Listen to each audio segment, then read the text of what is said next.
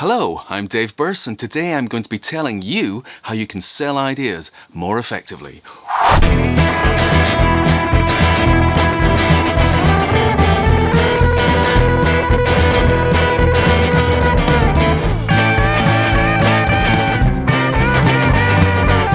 So first of all, welcome to my new video series. For those of you who've got no idea who I am, my name is Dave Burse. I write books like this one here, How to Get to Great Ideas. And I'm planning to bring out videos on a regular basis to be able to explain to you how you can have better ideas, how you can make these ideas happen, how you can have a company that properly innovates and actually makes the most out of innovation. And I'm going to get started with this series by talking about how you can actually sell ideas. Now, I spent 20 years in the advertising industry, and there was a myth that I heard again and again, and it used to really annoy me. People would say, you know, a great idea sells itself. That is such bullshit. They used that as an excuse not to prepare for presentations. There was a computer pioneer called Howard H. Aitken who in the 1960s said, "Don't worry about people stealing your ideas. If it's original, you'll have to ram it down people's throats." So that's what I want to talk about today. I want to talk about how you can ram your ideas more effectively down people's throats. No, how you can be more persuasive. How you can have a better chance of actually getting people to believe in your ideas, to understand your ideas even, and to be able to go, yeah, I'm going to get behind that. This is the first part of 3 videos on this. This is going to be talking about the preparation, how it starts at the very beginning before a job begins. The second part is about how to actually plan and prepare a presentation itself. And the third part is going to be about how to deliver the presentation.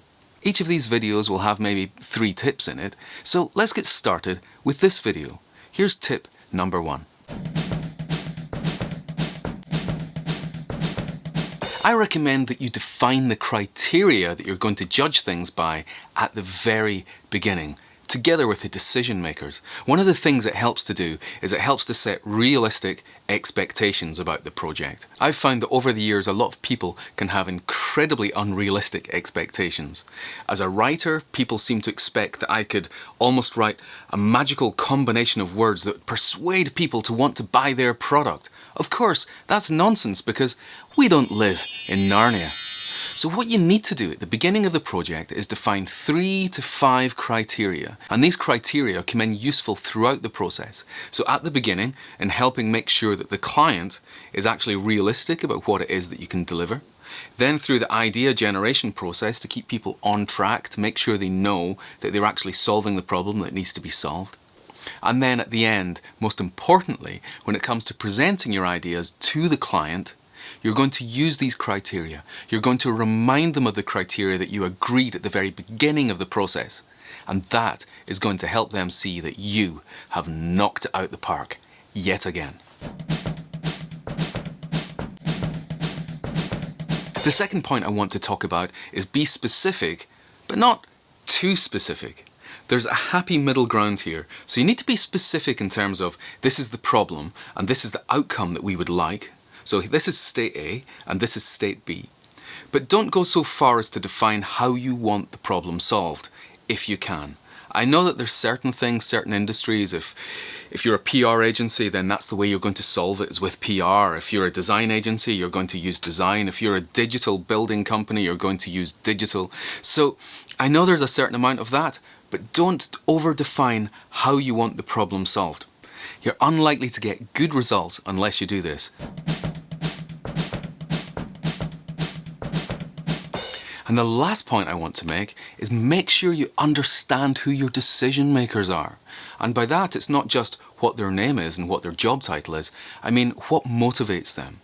Understand what they would hate, understand what it is that would make them go, yeah, that is great. If you understand what their agendas and motivations are, you'll have a far better chance of actually selling your ideas to them.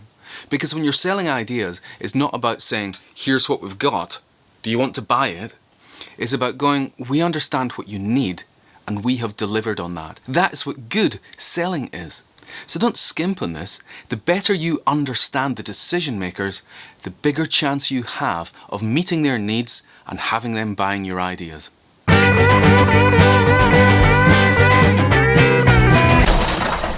Okay, this is the part where I point to some stuff that I think will help you with your ideas. It might be something I've created, it might be something someone else has created. And this week, I want to introduce you to the game of creativity that was created by Matt Vajasik in Columbus, Ohio. He's got a new version on its way, but this is the first one. This is volume 1. These are absolutely beautiful, gorgeously designed. Now, Matt is a filmmaker. He creates videos, brand videos, and he was using these himself to help him with ideas. So here we go. These are just gorgeous pieces of design. What you do is you work out what the problem is you're trying to solve, so what your brief is, and then you pick 2 random cards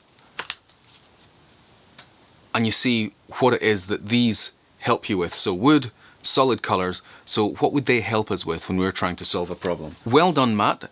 These are very enjoyable. I use these from time to time myself. You can pick up your own copy of these at thegameofcreativity.com. The URL is in the information below. Thanks for watching.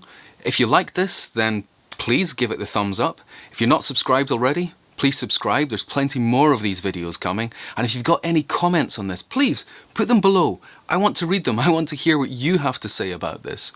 I'm going to be back with part 2 of this series of videos, which will be explaining more about how you can sell your ideas more successfully. But that's all from me for just now. Big love to your beautiful brain.